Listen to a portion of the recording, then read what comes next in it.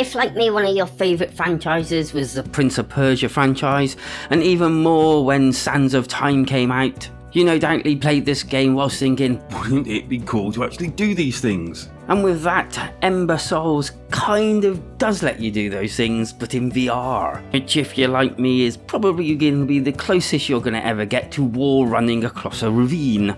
And as usual, I'm not going to be asking you to like and subscribe just yet because it's so early on in the video. But if you do decide that you're liking it later on, go ahead. Not to go on too much about the story, but basically you're tasked with collecting some Ember Souls in order to stop the usual bad guy from collecting them all and basically destroying whatever. Let us face it, we are not here for this one for the story. But suffice to say, you'll be traversing through a palace most of the time. Movement is done quite well, I didn't really have any issues with it. You had your usual jump, move, blah blah blah. Huh?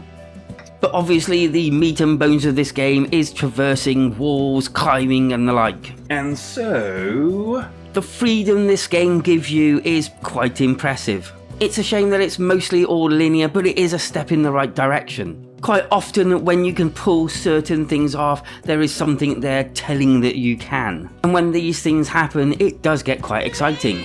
Running across the wall to get past holes in the floors did take me a couple of tries to get used to, but after that it just felt a part of my movement. Climbing up walls was actually quite good. Climbing up ladders, walls and across places all felt natural. You do have a grapple hook where you can grapple things and swing to them in a fashion. And as for hanging from poles and jumping from pole to pole, that was actually done quite neat. Look at the pole, swing yourself out and you land on it. This all worked on the whole quite well, but I did have some juddery bits from time to time. This didn't happen very often, but did tend to throw you out of the immersion when it did.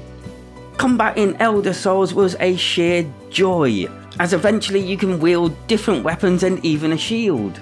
And I have to admit, dual wielding two weapons at the same time, slashing, blocking, which is pretty convincing, felt really sick. Although I will say that this obviously isn't for young people, as it is quite gory in places. Chopping off limbs, chopping off heads, blood splattering everywhere. Yeah, it was pretty cool. During your gameplay, you can upgrade your character in various different ways and abilities, and also through the Ember Souls, you can upgrade them as well. And each of these do different things, using the abilities of wind, water, fire and the like. And again, this all worked pretty well. But I don't want to spoil everything for you because I did like the surprise of certain things. The game also implements light puzzling. There are certain puzzles in this game where you have to use your friend and helper, who happens to be a falcon, and you can call upon him to give you clues and also help you solve some of these puzzles. As you can transfer your kind of mind or whatever into the falcon and basically fly around and use his falcon vision to see things that your vision cannot. Most of these puzzles aren't really taxing when you know what to do and how to do them. So if you're thinking, oh no, puzzler within my game, oh, Prince of Persia has some as well. And they weren't exactly taxing either, huh?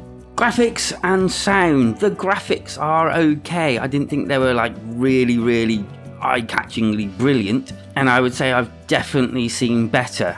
But all in all, I didn't actually think they were that bad. Most things could actually be opened or broken, as you would probably expect. First thing I did, walk up to an urn and try and break it, and it broke.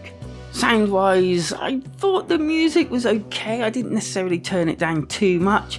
It did have its atmospheric bits as well.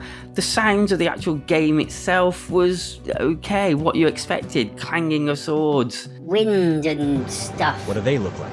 It's hard to explain. You'll have to look through my eyes. But one of the best things about the sound of this game is its voice, and that quite surprised me.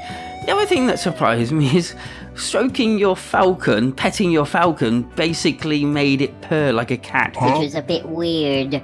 And just a quick reminder, if you'd like to like and subscribe to the video, if you're enjoying it, then that would be swell.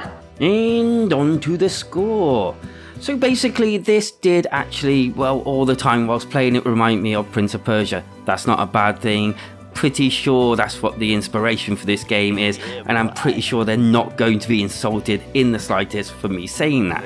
It does have, unfortunately, some faults here and there, some bits where you'll get stuck in the scenery, odd little bits, and it's juddery at times. And I honestly thought I would use the ability of slowing down time a lot more than I actually did, but I didn't.